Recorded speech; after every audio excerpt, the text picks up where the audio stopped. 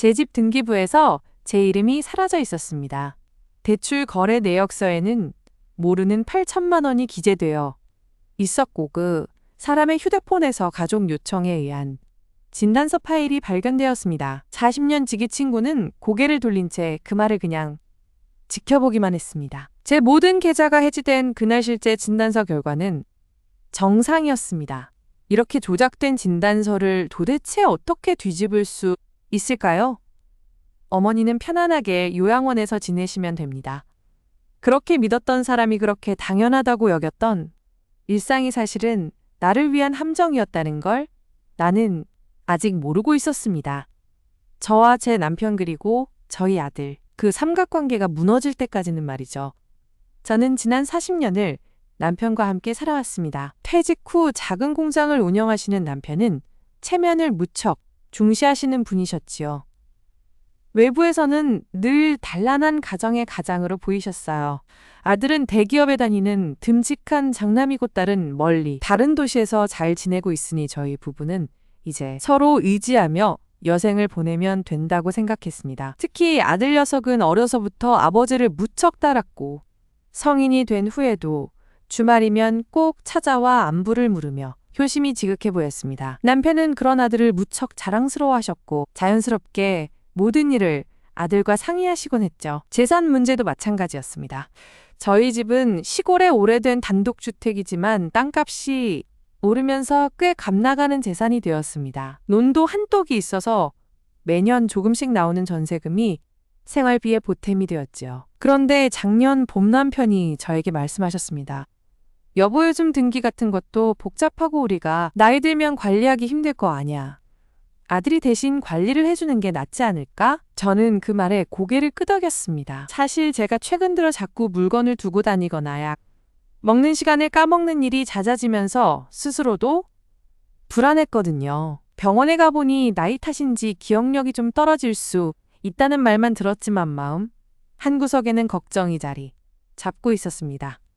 그래요? 아들이 믿음직스러운데 그렇게 하는 게 좋겠어요. 그렇게 저는 모든 서류와 통장 도장을 아들에게 맡기기로 했습니다. 남편이 이미 아들과 상의를 마치신 상태였죠. 아들은 진지한 표정으로 말했습니다. 엄마 걱정 마세요. 제가 다 잘 챙겨드릴게요. 엄마 아빠는 그냥 편하게 지내시면 돼요. 그러고는 몇 장의 서류를 가져왔습니다. 부동산 관리를 위한 간이위임장이라고 쓰여 있었죠. 내용은 복잡해 보이지 않았습니다. 등기 관련 업무와 통장 정리를 대신해달라는 것이었어요. 남편이 옆에서 말리셨습니다. 자세히 볼 필요 없어. 내가 다 확인했으니까. 여기 도장만 찍어. 저는 아들을 의심할 이유가 전혀 없었습니다. 평생 저를 속인 적이 한 번도 없는 저의 혈육이었으니까요. 조용히 도장을 찍어주었습니다. 그 서류는 아들이 잘 챙겨갔고 그 후로는 집과 땅에 관한 일은 아들이 모두 처리해준다고 했습니다. 가끔 엄마 등기 확인하러 갔다 왔어요. 혹은 전세금 들어왔으니까 제가 관리 통장에 넣어둘게요. 라는 보고만 들어왔죠. 그런데 이상한 점이 하나 있었습니다. 예전에는 집 주소지로 오던 은행거래 내역서가 갑자기 오지 않는 거였어요. 물어보니 아들이 말했습니다. 엄마 요즘 다 전자로 바뀌었어요. 종이로 안 보내줘도 제가 핸드폰으로 다 확인할 수 있으니까 걱정 마세요. 남편도 그 말을 뒷받침하셨습니다. 그래, 내 핸드폰에도 알림 오더라. 아들이 다 처리한다니까 신경 쓰지 마. 저는 그 말을 믿었습니다. 기술의 밝은 아들이 편리하게 해주는구나 싶었죠. 하지만 마음 한구석이 편치 않아 오래된 통장 하나를 직접 은행에 가서 잔액을 확인해 봤습니다. 그 통장은 제 이름으로 된 적금 통장이었는데 매월 조금씩 저축해 오던 것이었어요. 그런데 은행 직원이 화면을 보더니 의아한 표정을 지었습니다. 고객님이 통장은 지난달에 해지 처리되었습니다. 제가 해지한 적이 없는데요. 고객님 명의로 해지 신청이 들어왔고 잔액은 모두 다른 계좌로 이체되었습니다. 여기 이체 내역 나와 있어요. 직원이 프린트해준 내역지를 보니 정말로 제 도장과 서명이 찍힌 해지 신청서 사본이었고 잔액 약 500만 원은 제가 모르는 계좌번호로 빠져나가 있었습니다. 순간 발걸음이 휘청였습니다. 집에 와서 남편께 여쭈었더니 남편은 태연하게 말씀하셨습니다. 아, 그거? 내가 아들한테 말했어. 그 옛날 통장은 이자도 얼마 안 나오고 관리하기 귀찮으니까 정리하라고. 아들이 네 도장 가지고 와서 처리했을 거야. 그 돈은 우리 생활비 통장에 합쳐놨겠지. 뭐 그리 큰일인 것처럼. 그렇다고 제 동의 없이 제 통장을 해지해도 되는 거예요? 동의? 우리 가족 사이에 무슨 동의니 뭐니? 다 같이 쓰는 돈 아니야? 너 요즘 자꾸 까다로워지는 것 같다. 남편의 말투에 약간의 불쾌감이 섞여 있었지만 가족이라는 말에 저는 다시 한번 쭈그러들었습니다. 맞는 말이었죠. 평생을 함께한 남편과 아들인데 그 돈을 가족이 쓰는데 쓴다면 무슨 문제가 있겠어요. 그저 과정이 마음에 안 들 뿐이었습니다. 그 사건 이후 아들은 더 자주 집에 찾아왔습니다. 그리고는 저를 보며 걱정스러운 눈빛으로 남편께 말하곤 했죠.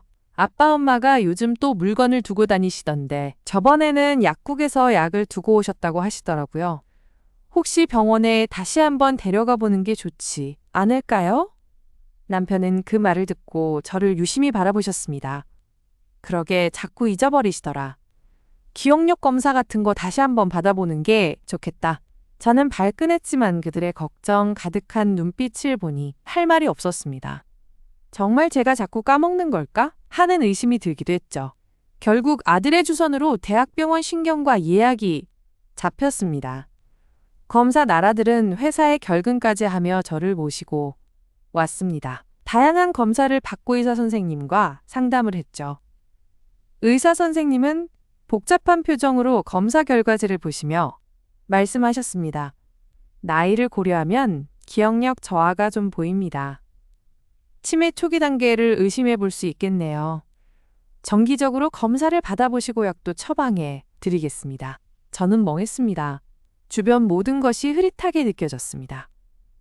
아들은 저의 어깨를 다독이며 의사 선생님께 질문을 쏟아냈습니다. 약은 어떤 걸 먹어야 하는지 평소 생활에 어떤 주의가 필요한지 요양원은 언제쯤 고려해봐야 하는지 그 요양원이라는 단어가 저의 가슴을 내리쳤습니다. 집에 돌아온 저는 울고 싶었지만 남편과 아들은 오히려 안심하는 표정이었습니다. 괜찮아, 촉이라고 했잖아. 우리가 잘 챙겨줄게. 남편이 저의 손을 잡으셨지만 그 손길이 왜인지 차가웠습니다. 며칠 후 아들이 병원에서 가져온 진단서와 처방전을 정리해주겠다며 가져갔습니다. 그리고는 엄마 건강보험 관련 서류도 같이 처리해야 해서 제가 보관할게요. 라고 했죠. 저는 너무나 혼란스러워 아무 말도 할 수 없었습니다.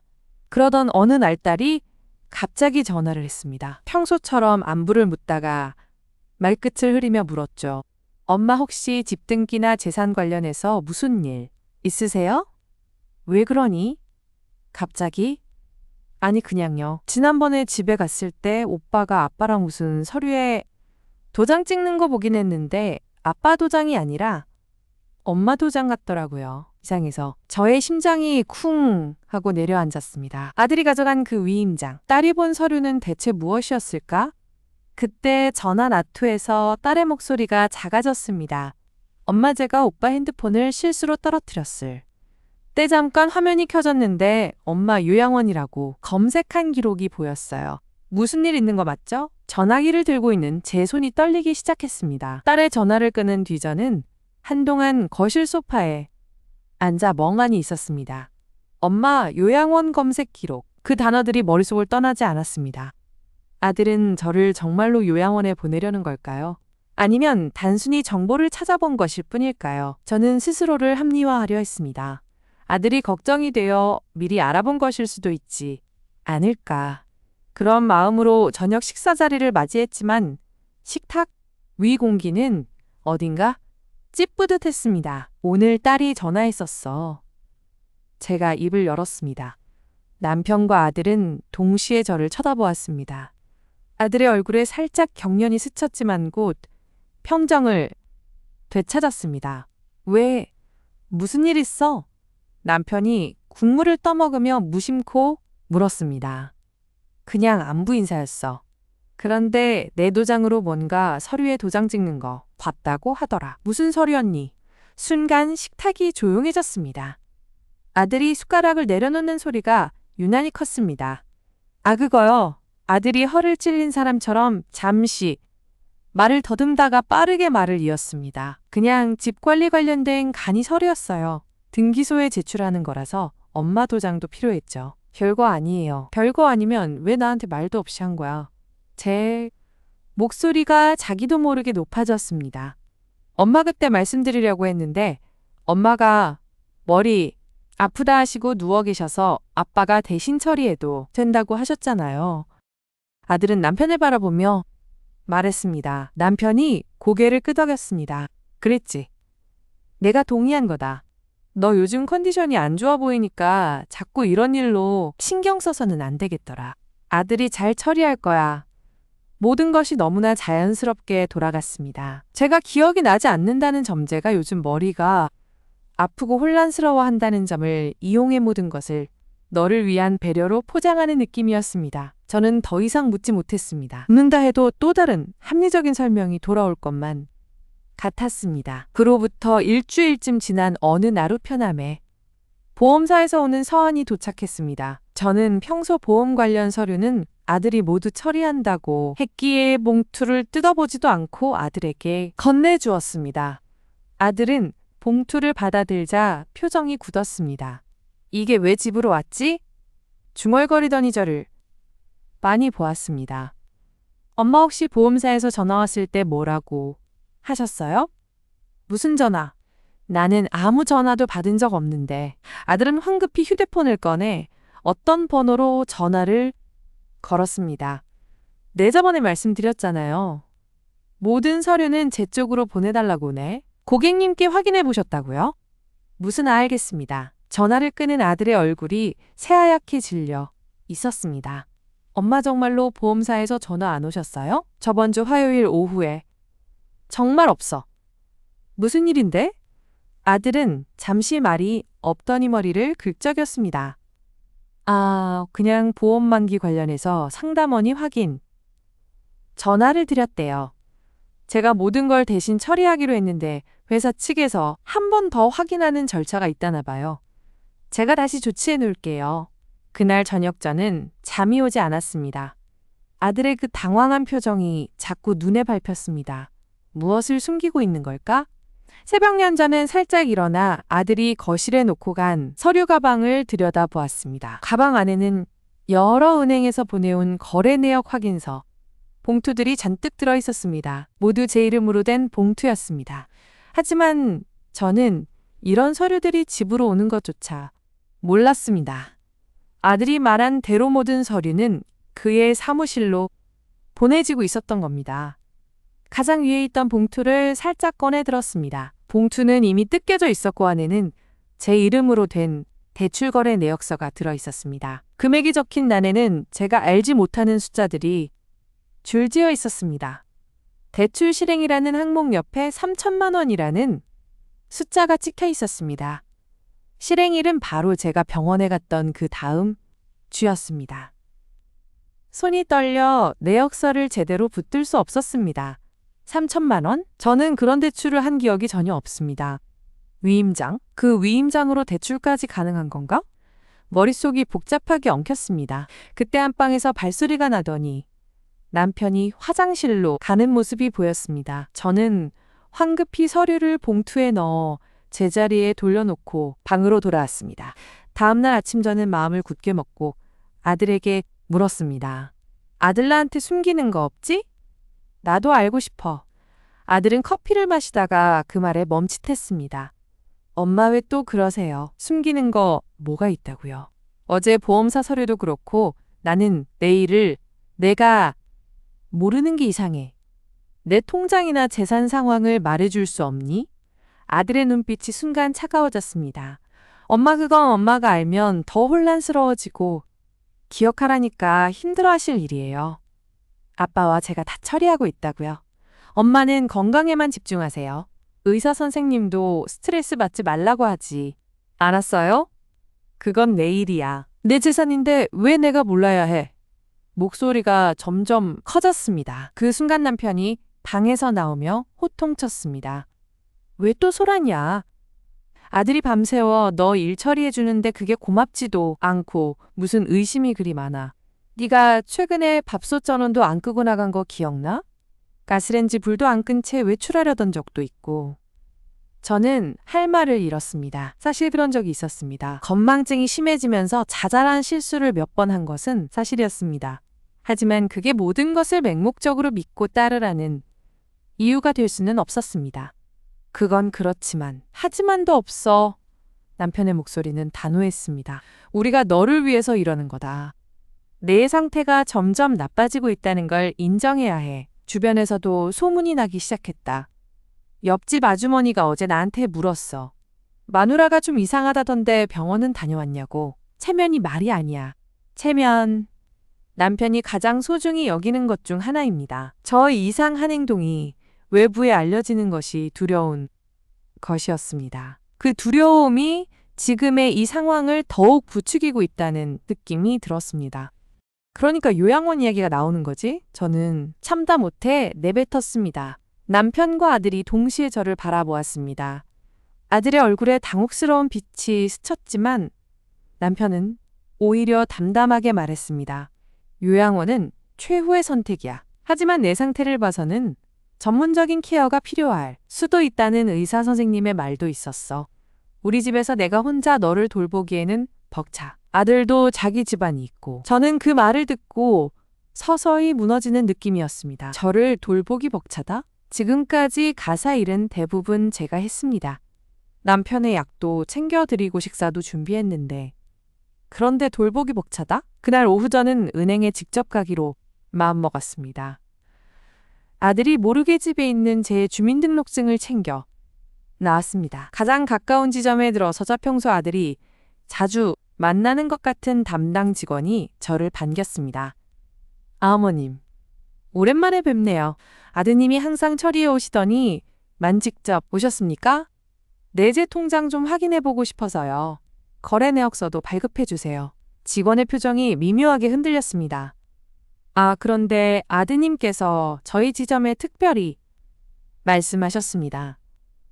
어머님께서 직접 오시면 꼭 본인 확인을 철저히 하고 특히 대출이나 계좌 해지 같은 건 아드님 동의 없이는 처리할 수 없다고요. 치매 초기 진단을 받으셔서 판단 능력에 문제가 있을 수 있다는 음진단서 사본도 제출하셨다고 합니다.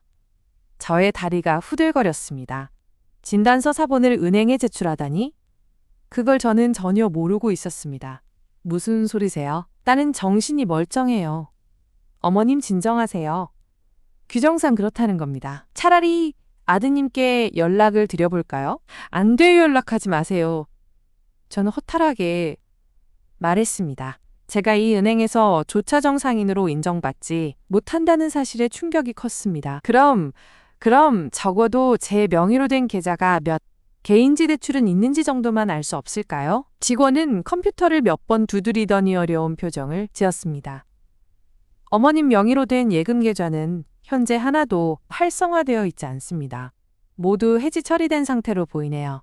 대출 계좌는 음두건이 확인됩니다. 하나는 3천만 원, 다른 하나는 5천만 원이네요. 모두 최근 한 달 안에 실행되었고 이자는 아드님 계좌에서 자동이체 설정되어 있습니다. 제 가슴이 철렁 내려앉았습니다. 8천만 원의 대출. 제 이름으로 제가 모르는 사이에. 그 돈이 어디로 갔죠? 그건 자금 이체 내역을 봐야 정확히 알 수 있지만 개인정보 보호상 어머님께서 직접 요청하셔도 아드님의 사전 동의가 없다면 상세 내역 안내가 어렵습니다. 대출 실행 동의서에 아드님께서 공동인으로 서명하셨거든요. 저는 아무 말도 할 수 없었습니다. 은행을 나오는 발걸음이 유난히 무거웠습니다. 맑은 하늘이 오히려 눈을 찌르는 듯 했습니다. 집에 돌아오자 아들이 출근한 뒤였습니다. 남편은 안방에서 TV를 보고 계셨습니다. 저는 남편 앞에 서서 떨리는 목소리로 물었습니다. 은행에 다녀왔어. 내 명의로 대출 8천만 원이 있다고 하던데. 남편의 시선이 TV에서 저에게로 천천히 옮겨졌습니다. 놀란 기색은 없었습니다. 오히려 피곤해 보였습니다. 그래, 그건 내가 아들에게 부탁한 거다. 뭐라고? 네가 부탁했다고? 8천만 원을? 무슨 용도로? 내 공장 자금으로 필요했어. 은행에서 내가 직접 대출받기에는信用도가 떨어져서 네 이름으로 받는 게 가장 빠르고 쉽더라. 너도 동의했잖아, 위임장에 도장 찍으면서. 나는 그게 대출 동의서인 줄 몰랐어. 그냥 관리용 서류라고 했잖아. 남편의 목소리가 갑자기 커졌습니다. 관리용 서류 맞아. 대출도 재산 관리 중 하나지. 너는 경제적인 걸 하나도 모르니까 우리가 알아서 하는 거야. 남편의 그 말 한마디에 제 몸이 얼어붙는 것 같았습니다. 공장 자금? 그동안 남편의 공장은 항상 적자라고 제가 용돈을 쥐어줘야 간신히 돌아간다고 말하지 않았습니까? 그런데 어디서 8천만 원이 필요하다는 것입니까? 공장 자금이라면 왜 나한테 말 한마디 없이 서류에 도장만 찍으라고 했어? 그리고 그 위임장, 그게 대출까지 할 수 있는 서류였단 말이야? 남편은 TV 리모컨을 내려놓고 한숨을 길게 내쉬었습니다. 그 표정은 피곤함과 짜증이 섞여 있었지요. 제가 무슨 말도 안 되는 소리를 계속하는 것처럼요. 말해봤자 너는 이해를 못하잖아. 경제이기 재산 관리 얘기. 나랑 아들이 알아서 잘 처리하고 있는데 내가 끼어들 필요가 뭐 있냐. 위임장에 도장 찍을 때도 그렇고 너는 그냥 우리 말 믿고 찍으면 되는 거였어. 그게 가족 아니야. 가족. 그 말이 이제는 칼처럼 제 가슴을 찌르는군요. 그럼 그 돈 8천만 원은 지금 어디 있죠? 공장 계좌에 들어갔어요? 당연히 그렇지. 그런데 왜 자꾸 캐물어? 네가 불신하는 거야? 내가 네 돈을 가로챌 것 같아? 불신이 아니라 사실이 궁금한 겁니다. 그런데 그 사실을 확인할 방법이 저에게는 전혀 없었습니다. 남편의 공장 통장은 오로지 남편과 아들만 관리하고 있었으니까요. 저는 그저 집안 살림에 필요한 생활비만 받았었을 뿐입니다.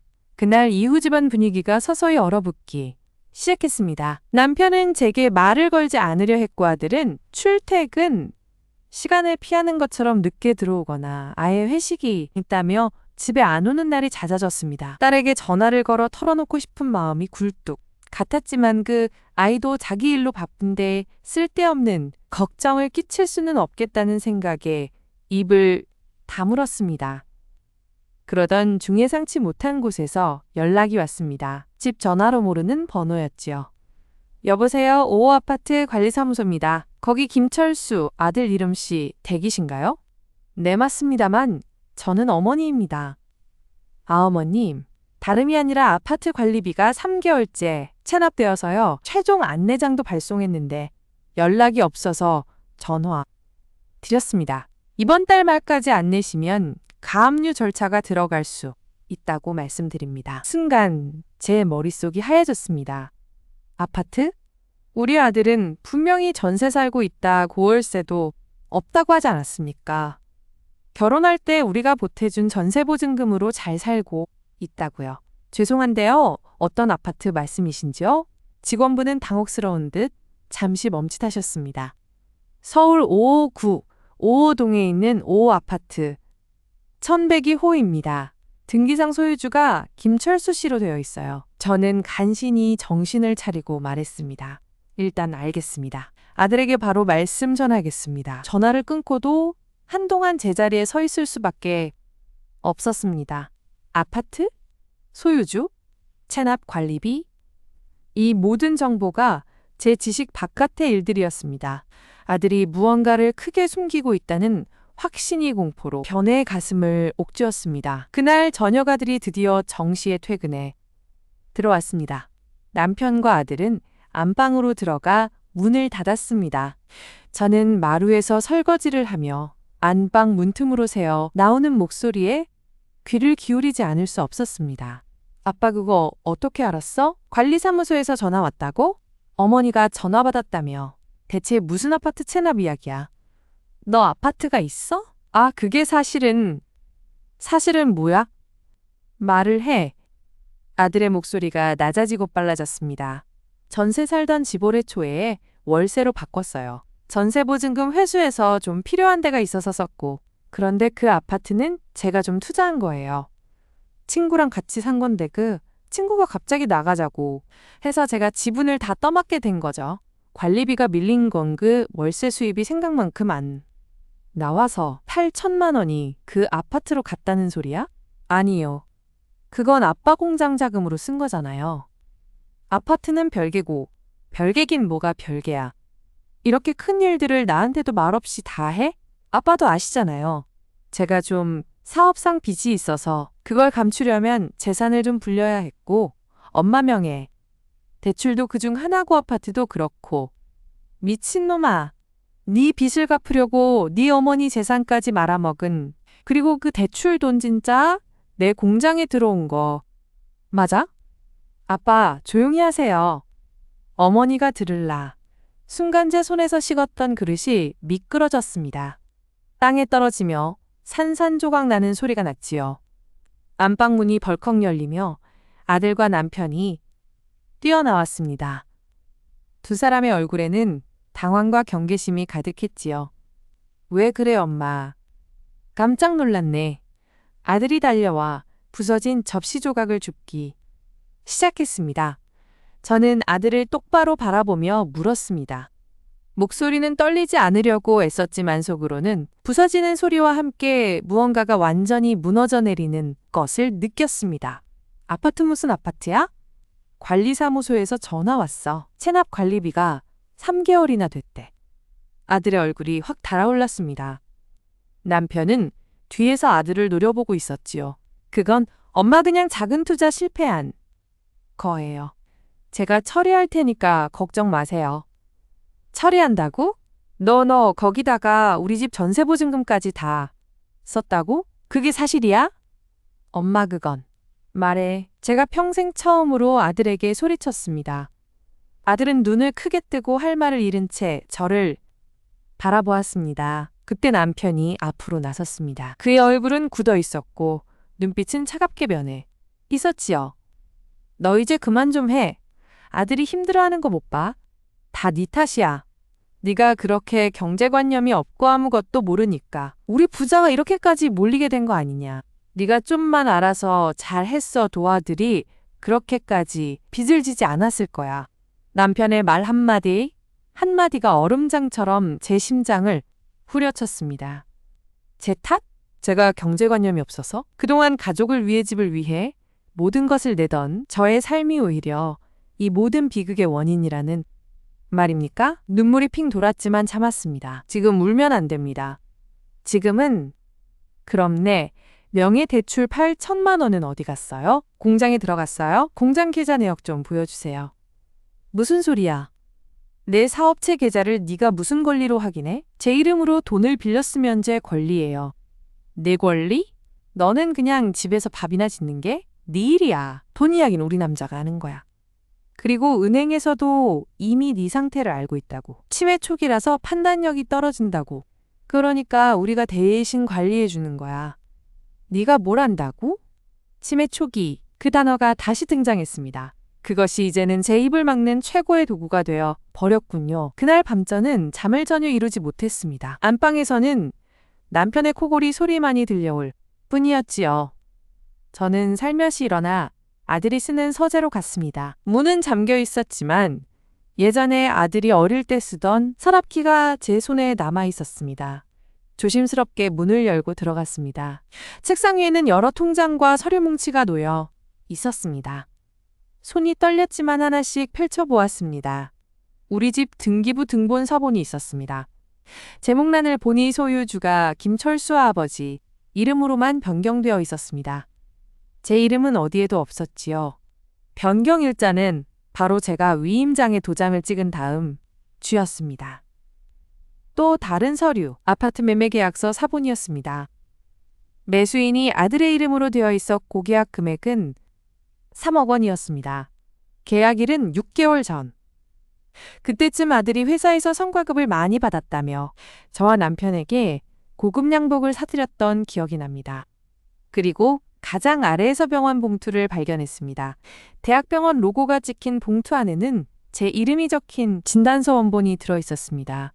인지기능장애 의심이라고 쓰여 있었지만 옆에 작은 펜으로 가족 요청에 의한 진단서 발급 실제 검사 결과는 정상범위라고 낙서처럼 적혀 있는 것이었습니다. 의사의 서명도 아니었고 무슨 비서나 간호사의 필체처럼 보였습니다. 제 손이 너무 떨려 서류를 제대로 잡을 수가 없었습니다. 이게 바로 조작의 증거였습니다. 그때 서재 문이 열리는 소리가 났습니다. 등 뒤에서 차가운 시선을 느꼈죠. 돌아보니 아들이 서 있었습니다. 그는 잠옷 차림이었지만 눈에는 잠이 전혀 없어 보였습니다. 그의 표정은 처음 보는 것이었습니다. 당황한 것도 미안한 것도 아니었습니다. 그냥 냉정했지요. 엄마 거기서 뭐 하세요? 이게 뭐냐? 저는 떨리는 손으로 진단서를 들어보였습니다. 아들은 천천히 다가와 제 손에서 서류를 가져갔습니다. 그의 동작은 느리고 의도적이었습니다. 엄마이건 아빠랑 제가 엄마를 위해서 하는 일이에요. 엄마는 모르는 게 나아요. 무슨 뜻이야? 너희가 나를 위해서 내 집을 빼앗고 내 이름으로 거짓말하고 내가 미친 사람 취급받게 하는 게 나를 위해서? 엄마가 아셔서 좋을 게 없어요. 엄마는 그냥 편하게 요양원에서 지내시면 돼요. 우리가 다 알아서 할게요. 집도 땅도 돈도. 엄마는 걱정 안 하셔도 돼요. 요양원. 그 단어가 공기 중에 떠올랐습니다. 딸이 발견한 검색 기록이 머릿속을 스쳤습니다. 너 진짜 나를 요양원에 보내려고? 엄마 건강이 안 좋으시잖아요. 건망증도 심해지고 집에서 혼자 두기엔 위험해요. 아빠도 동의하셨어요. 저는 뒤로 한 걸음 물러섰습니다. 서재 벽에 등을 기대야 했습니다. 숨이 턱까지 차올라 말이 나오지 않았습니다. 나는 정상이야. 너희가 그런 서류를 조작했어. 누가 증명해요, 엄마? 아들의 목소리는 여전히 차분했지만 그 속에는 위협이 서려 있었습니다. 병원에는 엄마가 치매 초기라는 기록이 있어요. 은행에도 진단서 사본이 제출됐고요. 법원에도 만약 필요하다면 그걸로 제출할 거예요. 엄마는 이제 스스로 판단할 능력이 없다고 인정받은 사람이에요. 그러니까 우리 말을 듣는 게 좋아요. 저는 아들을 바라볼 힘도 없었습니다. 서재에서 나온 저는 그날 밤을 꼼짝없이 마루에서 앉아보냈습니다. 아들은 제가 아무런 저항도 하지 않을 거라 생각했는지 그냥 방으로 돌아갔습니다. 하지만 저의 마음속에는 그동안의 두려움과 막연함이 서서히 식어가고 있었습니다. 대신 피어오르는 것은 차가운 분노와 이제는 더 이상 물러설 곳이 없다는 절박함이었지요. 다음 날 아침 남편과 아들은 평소처럼 아무 일도 없었다는 듯이 행동했습니다. 아들은 출근하며 엄마 오늘은 집에서 편히 쉬세요 라는 말만 남겼습니다. 저는 아무런 대답도 하지 않았습니다. 그들이 집을 나서자 저는 바로 행동에 나섰습니다. 먼저 집 전화기로 딸에게 전화를 걸었습니다. 전화가 연결되자 딸의 목소리가 들려왔습니다. 엄마? 왜 이렇게 일찍 목소리가 왜 그래요? 얘야 엄마한테 큰일이 났다. 지금 당장 시간 내서 집에 와줄 수 있니? 제 목소리는 떨리지 않았습니다. 너무도 확고하고 단호하게 들렸는지 딸은 잠시 멈칫하다가 대답했습니다. 엄마 무슨 일이에요? 진짜 큰일인 것 같아서 저 지금 바로 휴가 내고 갈게요. 오늘 저녁까지는 도착할 수 있을 거예요. 고맙다. 정말 고맙다. 전화를 끊은 저는 다음 목적지로 향했습니다. 바로 동사무소였습니다. 주민센터에 가서 가장 먼저 한 것은 새로운 주민등록등본과 가족관계 증명서를 발급받는 것이었습니다. 직원분이 궁금한 눈빛으로 보셨지만 저는 아무 설명도 하지 않았습니다. 그런 다음 등기소에 갔습니다. 집과 땅의 등기부 등본을 다시 한번 직접 발급받았습니다. 아들이 가져다 준 사본과 똑같이 제 이름은 어디에도 없었습니다. 그리고 가장 중요한 증거서재에서 본 그 진단서, 원본을 다시 확보해야 했습니다. 집에 돌아와 보니 아들은 이미 진단서를 다른 곳으로 옮긴 모양이었습니다. 하지만 저는 포기하지 않았습니다. 병원 봉투를 유심히 살펴보니 발급처가 대학병원 신경과 외래 의무 기록실이라고 쓰여 있었습니다. 저는 그 병원으로 직접 향했습니다. 신경과 외래에는 많은 환자들이 기다리고 있었습니다. 저는 수간호사실로 찾아 가조용히 말을 걸었습니다. 신뢰합니다. 지난번에 제가 검사를 받았는데 진단서 원본에 이상한 낙서가 있어서 확인이 필요합니다. 담당 선생님께 여쭤볼 수 있을까요? 수간호사는 저를 의아하게 바라보며 컴퓨터를 확인했습니다. 성함이 어떻게 되시죠? 예약은 없으신 것 같은데. 예약은 없습니다. 하지만 이건 매우 중요한 문제입니다. 제 진단서가 조작되었을 수도 있어요. 제가 진지한 어조로 말하자 수간호사의 표정이 경계심으로 바뀌었습니다. 그는 잠시 자리를 비웠다가 한 의사 선생님과 함께 돌아왔습니다. 제가 예전에 진료를 본 적이 있는 주치의는 아니었습니다. 어머님 무슨 일이시죠? 진단서 조작이라고요? 저는 병원 봉투를 꺼내 들었습니다. 물론 원본은 없었지만 봉투 자체가 증거였습니다. 지난번 제 검사 결과인지 기능장애, 의심이라는 진단서가 나왔습니다. 그런데 그 원본 옆에 가족 요청에 의한 진단서, 발급, 실제 검사 결과는 정상 범위라고 누군가가 펜으로 적어 놓았더군요. 그게 무슨 뜻인지 알고 싶습니다. 의사 선생님과 수간호사는 서로를 바라보았습니다. 의사 선생님이 말씀하셨습니다. 어머님 그런 내용은 공식적인 진단서에 있을 수 없는 부분입니다. 일단 저희가 내부 기록을 확인해 보겠습니다. 성함과 주민번호를 알려주시겠어요? 저는 정보를 알려주었고 그들은 컴퓨터로 기록을 검색하기 시작했습니다. 몇 분이 지나자 의사 선생님의 얼굴이 굳어졌습니다. 어머님 기록상으로는인지 기능 저하 의심으로 진단이 나왔고 정식 진단서는 그렇게 발급되었습니다. 하지만 그는 말을 멈추고 수간호사를 돌아보았습니다.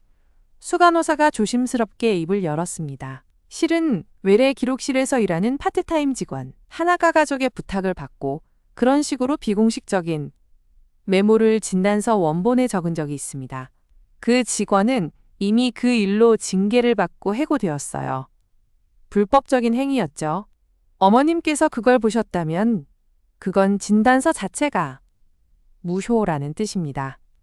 그걸 증명해 줄 수 있는 서류가 있나요? 그 직원에 대한 징계 기록이나 진단서, 무효를 확인하는 공문 같은 거요.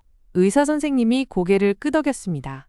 내부 감사 기록이 있습니다. 필요하시다면 병원장 승인을 받아서 그 사실을 증명하는 서류를 발급해 드릴 수는 있어요. 하지만 시간이 좀 걸릴 거예요. 시간이 걸려도 괜찮습니다. 제가 기다리겠습니다. 이게 제 목숨을 건 문제입니다. 그렇게 저는 병원 행정실을 오가며 공식적인 증명, 서류 발급을 요청하는데 온종일을 보냈습니다. 병원 측도 사태의 심각성을 인지한 듯 비교적 신속하게 움직여 주었습니다. 해당 진단서 원본의 비공식 메모 사항으로 인해 해당 진단서는 공식적인 효력을 갖지 않음이라는 내용과 가족의 부탁을 받고 불법적으로 메모를 작성한 직원에 대한 징계 조치 내역이 담긴 공문을 받을 수 있었습니다. 날짜와 도장이 분명하게 찍혀 있었죠. 집에 돌아왔을 때는 이미 해가 저물었습니다. 현관문을 열자 딸이 와 있었습니다. 그는 저를 보자마자 달려와 저를 꼭 안았습니다. 엄마, 대체 무슨 일이에요? 얼굴이 너무 하얗고 오빠랑 아빠는 어디 있어요? 얘야 엄마가 할 말이 많다.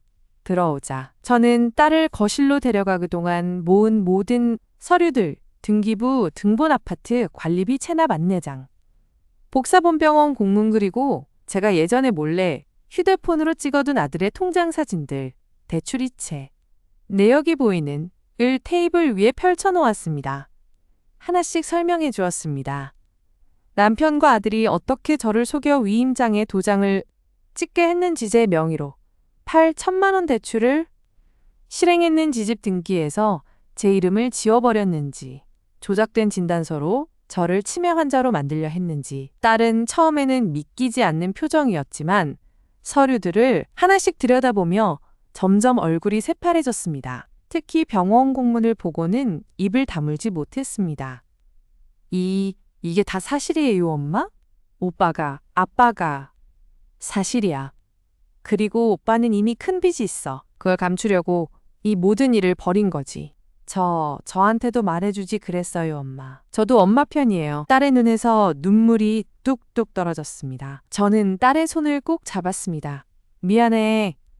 엄마가 너무 우둔했어. 하지만 이제는 그만해야겠다. 네, 도움이 필요해. 그때 현관문이 열리는 소리가 났습니다. 아들과 남편이 함께 들어왔습니다. 그들은 거실에 모여 앉아 있는 저와 딸 그리고 테이블 위에 널브러진 서류들을 보자 순간 얼어붙었습니다. 아들이 먼저 달려들었습니다. 엄마, 그게 무슨 서류들이에요? 그리고 너는 왜 왔어? 딸이 일어서서 오빠를 막아섰습니다. 그의 목소리는 떨리고 있었지만 단호했습니다. 오빠 이게 다 뭐야? 엄마한테 한 짓이 뭐야? 집 등기도 빼앗고 대출도 내고 엄마를 미친 사람으로 만들려고? 너는 아무것도 모르니까 가서. 아들이 딸을 밀치려 했지만 저가 일어섰습니다. 그만해. 제 목소리는 온 방을 진동시킬 만큼 낮고 힘있게 울렸습니다. 모두가 저를 바라보았습니다. 이제 그만해.